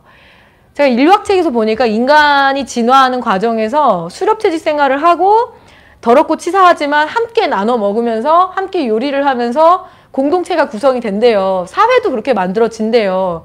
정치가 뭐야 그러면은 이 마키아벨리 할아버지 말고 아리스토텔레스 할아버지가 유일하게 뭐 정치적 동물이다. 이거 중학교 1학년 그 도덕책에 나오거든요. 왜 동물이냐면 먹고 자고 싸니까. 근데 정치를 구성한다라는 거죠. 더 먹겠다고 싸우고 막 뺏기기 싫어 싸우고 그러면 요 갈등을 중재하는 게 정치라 하더라고요. 그러니까 음식을 먹어서 밥을 먹어서 인간이고 사료를 먹게 되면 짐승의 삶을 사는데 물어본 거죠. 야, 너 밥은 먹고 다녀? 그럼 너 인간 맞아? 이런 질문인데 인간이라면 꼭 지켜야 될 삶의 원칙 중에 하나가 서로 사랑하라? 오, 그렇죠. 근데 서로 사랑하기 위해서 하지 말아야 될 금기도 있죠. 살인하지 말라. 근데 농촌에서는 되게 황당해요. 이런 걸 유도하면서 얘기하는데 우리 할머니들이 뭐라는지 아세요? 사람이라면 하면 안 되는 게 있잖아, 엄마. 그럼 모르잖아. 보증을 서면 안 된다. 이러면서 예. 보증 서가지고 농촌에서 너무 많은 고통을 겪었기 때문에. 근데 그러니까 살인을 하게 되면 그때부터 인간계의 삶에서 추방당하는 거죠. 물어보죠. 너 밥 먹었냐, 박해일? 근데 여기서 만약에 박해일이 나 먹었어. 이렇게 얘기했다라면 그건 인간선언. 증거 믿으라고요. 저 진짜 안 죽였다고요? 라는 말인 것 같았고. 근데 대답을 끝까지 못하는 거 보니까 자기 인간 아니다라는 자기 고백 같더라고요. 그리고 왜 또 다시 어둠에 굴다리 도망가는 거 보니까 저놈의 새끼 저거 또 어둠의 세계로 가네? 이러면서 또 살인 나는 거야? 뭐 이러면서 영화를 한 12번 보니까 느낌이 딱 오더라고요. 근데 이거는 뭐 다 영화 해석이니까 선생님들 각자 결론 내시지만 저한테는 이게 좀 많이 와닿았어요. 밥은 먹고 다니는 저 말이. 그래서 밥 한 끼 먹기가 너무 쉽지가 않네요. 왜냐면 뭐 농촌 농업은 뭐 말할 것도 없고 지금 뭐 생태 훼손도 말할 것도 없고 만드는 자는 비하받고 그리고 먹는 입만 도드라지는 이 사회에서 밥 한 끼 먹는 일이 얼마나 어려운가 그런 이야기들을 주절주절 담은 책입니다. 예, 감사합니다. 예, 감사합니다. 네, 강사님 해주신 얘기 여기까지고요. 질문 있으시면 질의응답하면서 진행하도록 하겠습니다. 편하게 질문해 주시면 됩니다. 신문 받는 자세로.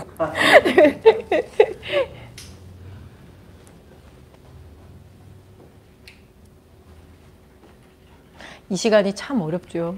네, 어색하고.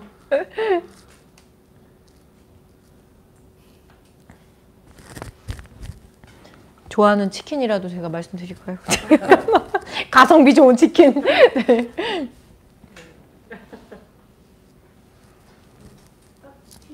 질문이랄 것까지는 없고요. 네, 선생님. 어떤 생각이 있었는데 청년분들이 이렇게 농촌으로 가고 비농하고 이런 거 많이 있잖아요. 네. 그런 사례도 보고 하는데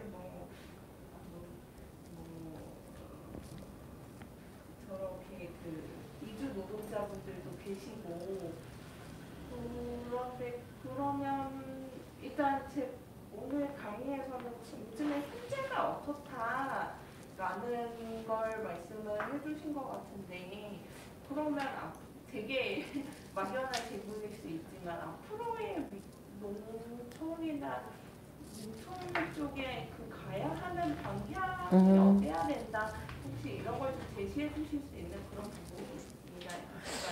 뭐 대안에 대한 질문, 방향성에 대한 질문 참 많이 받기는 하는데 그때마다 늘 이렇게 얘기해요. 제가 정말 몰라서 죄송하고 그냥 마음이 급해서 지금과 여기 적는데 그냥 시간을 다 쓰고 있어서 죄송하다. 그런데 다만 하나 요즘 관심 갖는 거는 그거예요.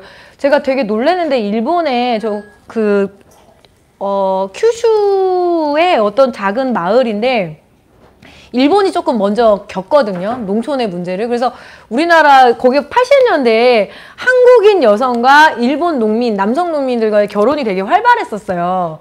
그리고 우리나라도 많이 이주노동 갔었고요. 근데 이제 그게 바뀌었더라고요. 거기도 필리핀 여성과 우리나라 지금 소위 말하는 국제결혼, 결혼 이주 여성들이 많이 줄었어요. 농촌에서. 남자들이 나이가 드셨거든요. 이제 그러니까 혼인 연령이 다 해체가 됐어요.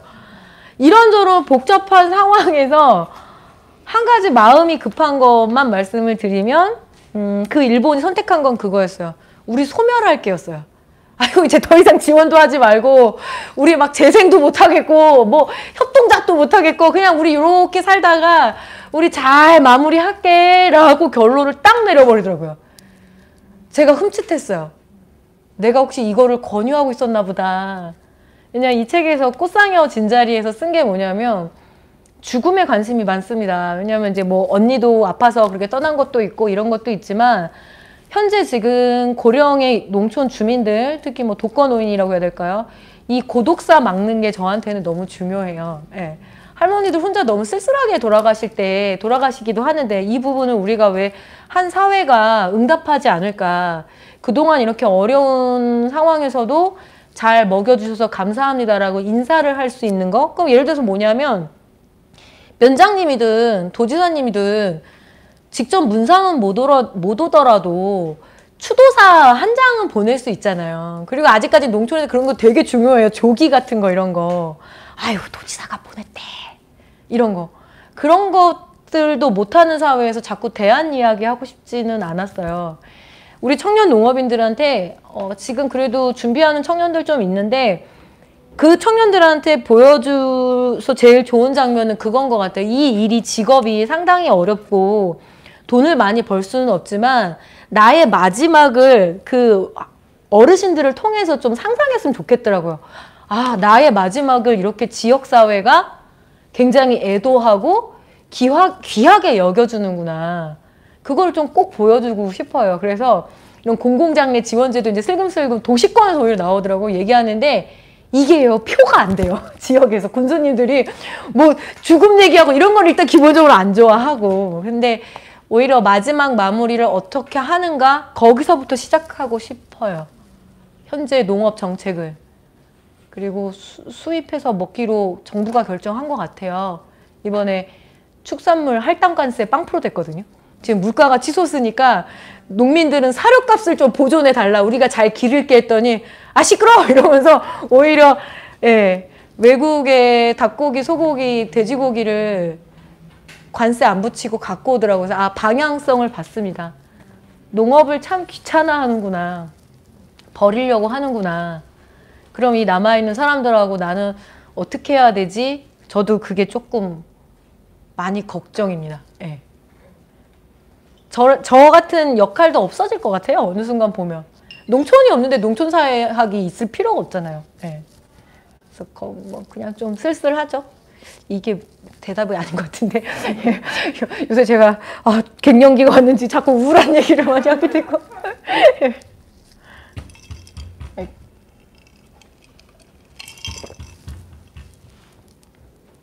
이렇게 경건하지. 전 나름대로 이렇게 코믹을 가미한 강의를. 도시 농업이나 주말 농장 이런 것도 있잖아요. 네. 그래서 이렇게 요즘엔 주 4일 근무도 네. 미래에는 그렇게 될 거라고 얘기가 좀 많이 나오고 있고, AI 이런 걸 하면서 여유 시간이 많이 늘어난다 이런 얘기가 많이 있는데, 좀 대안이 농촌으로 조금 갈 수 있지 않을까라는 생각도 조금 하거든요. 실제로 그런 욕구들이 상당히 높다고 농촌경제연구원에서 해마다 농촌 농업 국민 의식 조사를 하거든요. 확실히 코로나 상황을 겪고 난 다음에 이 귀촌에 대한 관심이 엄청나게 올라갔어요. 지친 거예요, 도시에서. 맨날 막 이렇게 사회적 거리두라 그랬는데 이미 사회적 거리가 확보된 곳이니까 그 의사는 되게 높아졌어요. 그렇다면 요 부분에다가 조금 더 많이 뭐랄까 정책도 좀 잘 짜고 투자를 했으면 좋겠는데 유턴 현상도 심해요. 갔다가 못 견디고 나와요. 그럼 거기에 보통 이렇게 편하게 얘기하거든요. 귀농 텃세. 뭐 지역 주민들이 텃세를 부렸다. 근데 그거요. 되게 침소봉대되는 부분들이 있고요. 오히려 조금 이 부분에 대해서 귀농이나 귀촌 정책이 실제로 성공 사례만이 아니라 실패 사례까지 잘 균형감 있게 브리핑이 돼서 많이들 갔으면 좋겠어요. 너무 일단 부동산 문제가 너무 해결이 안 되잖아요. 그래서 확실히 그거에 대해서는 조금 제가 들여다보고 있으면 욕구가 되게 많아졌어요. 많이 가고 적어도 전원 생활에 대해서는 다들 좀 꿈꾼다라는 거. 그리고 아무리 이렇게 얘기를 해도 또 거기 설문 문항에 이래요. 농촌이 중요합니까? 아니요라고 대답은 안 하더라는 거죠. 되게 중요하다라고 다들 국민들이 대답은 해주더라고요. 그러면은 거기에 그래도 옅은 희망이라도 한번 걸어볼까? 뭐 이런 생각이 듭니다. 선생님 뭐 혹시 좀 귀농하실 생각이 있으신 건가요? 예. 아니 전혀 없고요. 네네. 현명하십니다. 저는 오히려 그 도시농업이나 주변에 그 작은 땅 이렇게 분양받아서 농업 이렇게 취미생활로 하는 거 있잖아요. 네. 그런 거 하는 걸 좀 듣기만 했었는데 그런 거는 좀 해볼 생각이 있고 네. 보니까 뭐 저희 부모님은 뭐 옥상에다 이렇게 거기에다가 화분 놓고 되게 많이 기르시는데 그런 거를 좀 해보고 싶고 좋습니다. 가드닝이 되게 전 세계적인 트렌드더라고요. 가드닝. 근데 제가 도시농업의 하나의 의미, 도시농업이 되게 재밌는 게 아니라 농촌에서 형님들이 되게 긴장하세요. 뭐요? 지네들이 이제 그것까지 길러먹겠다는 거야? 이러면서 막. 그래서 제가 그래서 농민들한테 얘기해서 도시농업이 권장이 돼야 돼, 형님. 그러니까 농촌 가면 무조건 다 형님 왠지 아세요? 사람들이 다 깨닫거든요. 사 먹는 게 낫겠다. 라는 결론을 가기 위한 엄청난 그 지난한 과정이라 생각이 듭니다. 10평 정도 해보세요. 죽어납니다. 그래가지고 저는 농사일을 못하지는 않는데 아버지가 텃밭에서 열무씨를 뿌려줬는데 풀을 못 뽑은 거예요. 가꾸질 못해 나중에 뽑았는데 얘가 총각무가 돼 있는 거예요. 얘가 왜 이래? 그래서 되게 억세지고 제가 도시농업을 통해서 농촌에 대한 감각 그리고 농민들에 대한 정말 감사함 그리고 우리나라 정말 채소가 엄청 싸다라는 어떤 그 현타? 이걸 깨닫기 위해서 저는 도시농업을 반드시 의무화돼야 한다면서 제가 그리고 막 시험 봤으면 좋겠어요. 화분 주고 막 못 기르면 막 점수 깎고 막 수행평가 깎아버리고 막 이러면 아마 그러면 농사 과외 막 이런 거 있지 않을까? 한국에는 대책이라는 게 특히 다 입시랑 연결하면 한 방에 다 해결되는 게 되게 많거든요. 그래서 제가 그 생각도 요새는 엉뚱하게 해봐요. 와, 이 농사를 수능에 의무 배치, 수행평가에 의무 배치하면 이거 완전히 바뀌겠다. 그러면은 농사 잘 짓는 농민 형님들은 과외 수업으로 이렇게 와가지고 막 그랬으면 좋겠어요. 막 중량 재가지고 막 A, B, C, D 나눠가지고 막 넌 D 말해서 이런 온갖 오만 가지 생각을 좀 요새 해보고 있어요. 네, 묻자고 드리는 말씀이었습니다.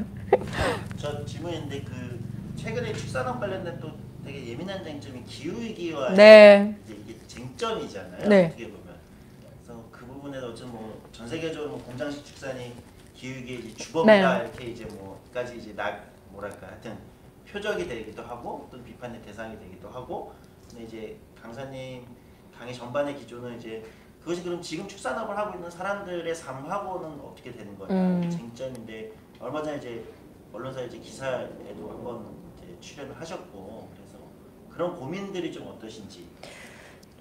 공교롭게 오늘 한겨레 21일에 이번에 특집이 채식 축산 뭐 기후위기 문제더라고요. 그러니까 제가 축산업을 옹호하는 사람으로 오해가 사회적으로 근데 그건 아니고요. 지금처럼 하면은 대책 없는 게 축산업이다. 왜냐하면 축산업은 분뇨의 문제가 있기 때문에 양분 관리에 문제가 있는데 다만 그런 건 있는 거죠. 기후위기의 주범 축산? 레알?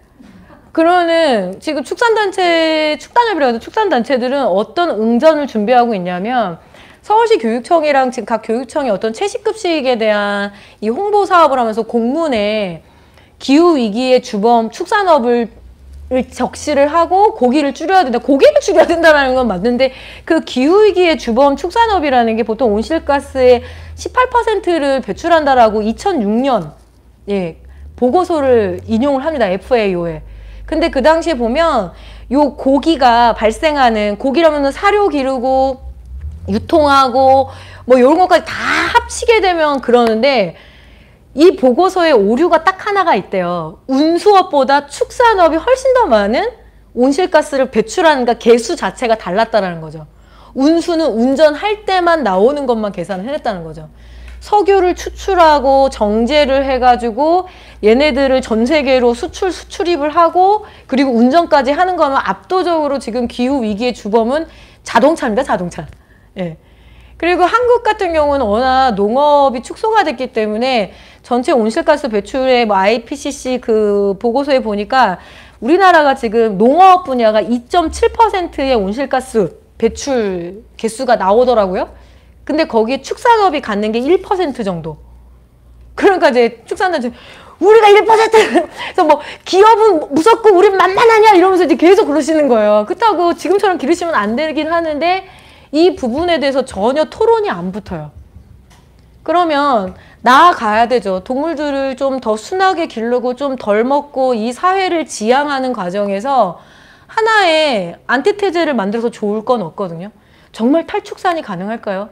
그렇진 않죠. 지금에 있는 어떤 축산업의 그 시스템을 좀 바꿔나가야 되는 거. 그리고 한 가지 굉장히 큰 오해가 있는데 더 이상 축산업은 확대되지 못하고 있어요.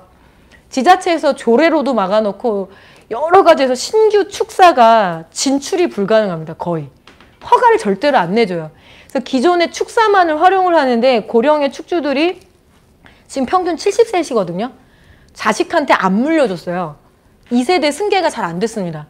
우리 그래도 양돈이면 돈 줄 벌 텐데 근데 너무 멸시받고 심지어 요새 이제 기후위기의 주범이라는 그런 스트레스까지 받으니까 그러면은 제일 좋은 거는 고령의 축주들이 폐농을 하시고 그 축사는 없어지면 그때서야 우리나라 축산업이 좀 줄어들어요. 근데 안 줄어들어요. 왜일까요? 이 비어있는 축사는 노른자위거든요. 신규 축사 허가가 안 나니까 이거를 낚아채죠. 누가? 소위 말하는 업자가. 그래서 제가 여쭙고 싶더라고요. 대형 기업 뭐 하림이라든가 아니면 대형의 어떤 중견 이런 축산 기업들이 이 축사를 들어와서 어떻게 할 것인가? 그러면은 분명히 고용 인력, 이주 노동자들이겠죠. 고용 인력으로 하고 농장주는 소위 말해서 관리자만 하나 파견시켜 놓고 정말 그냥 상품으로서 기를 겁니다. 그 사회가 바람직하지는 않은 것 같아요. 그래서 제가 간곡하게 늘 호소하죠. 동물권 운동 그리고 이제 그 비건 그 하시는 선생님들께 축산업을 좀 많이 들여봐 달라. 아주 복잡계에 가깝거든요. 이 복잡계의 과정을 그냥 고기라는 하나의 이것만 놓고 보게 되면 우리는 더 좋은 방향으로 나아갈 수 없다라고 간곡히 호소를 하고 있는데 좀 쫄보됐어요. 요새 밖에 나 그거 좀요 이러면서 이렇게 그래서 제가 고기를 잘 안 먹으니까 용서를 좀 해주시면 안 이렇게 돼요. 저도 너무 많이 공격을 좀 받아요. 네. 어렵죠. 어려워요. 각자 어려워요. 축산단체 쪽엔 저를 배신자라고 지금 그래서 니가 꺼내서 정말 외로워요.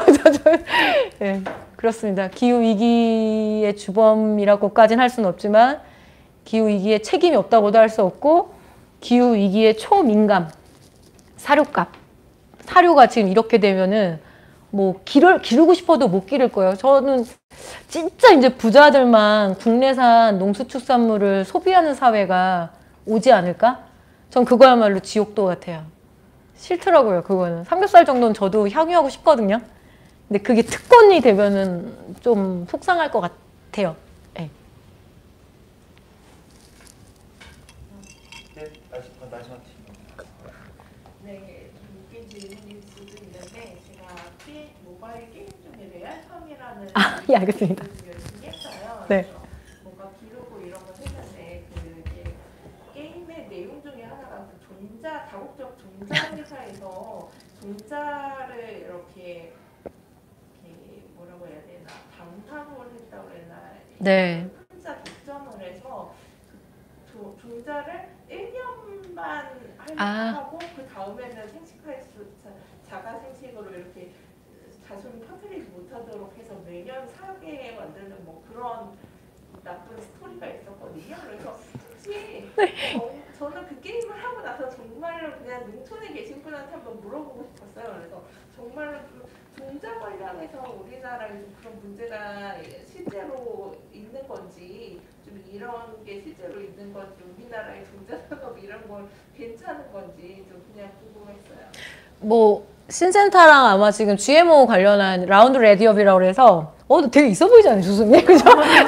나도 이런 사람이 될 수 있구나. 그래서 그냥 보통 이제 GMO 기술 중에서 그게 있어요. 약간 불임 기술이라고 그래서 우리 할머니들이 기술이 너무 대단한 거예요. 맨날 해서 콩을 밤새도록 골라가지고 좋은 놈 골라가지고 또 심어서 내년에 또 하고 그러면은 종자회사가 돈을 못 버니까 이번에 한 번 심으면 딱 끊어버리는 거죠. 그리고 이제 풀패키지 산업이라고 보통 얘기를 해요. 이 라운드 레디업이라고 그래가지고 이제 몬산토나 이제 뭐 몬산토하고 그 바이에르하고 같이 합쳤는데 여기에만 드는 농약이 있어요. 딱 그 제초제. 그거가 이제 문제가 되는 건데 우리나라 수준에서도 여전히 뭐 그런 제가 GMO 운동이 되게 복잡한 게 먹어가지고 막 암이 걸린다 뭐 소위 말해서 막 이런 표현 요새 그렇지만 기형아가 나온다 이런 걸 가지고 굉장히 세게 스펙타클을 자극을 하거든요.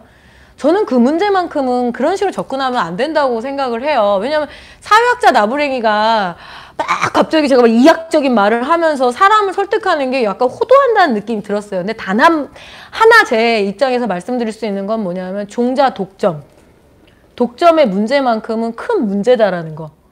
그 사람들에게 다시 한번 이 생명의 권력을 넘겨주는 거거든요. 그래서 사회 경제적으로 그래서 GMO는 반대합니다라고 제가 말씀을 드릴 수가 있고요. 특히 종자 같은 경우에는 농촌이 워낙 연세가 높으시고 그러니까 모내기 할 때 우리 왜 벽씨를 그대로 심는 게 아니라 모판을 사갖고 오시거든요.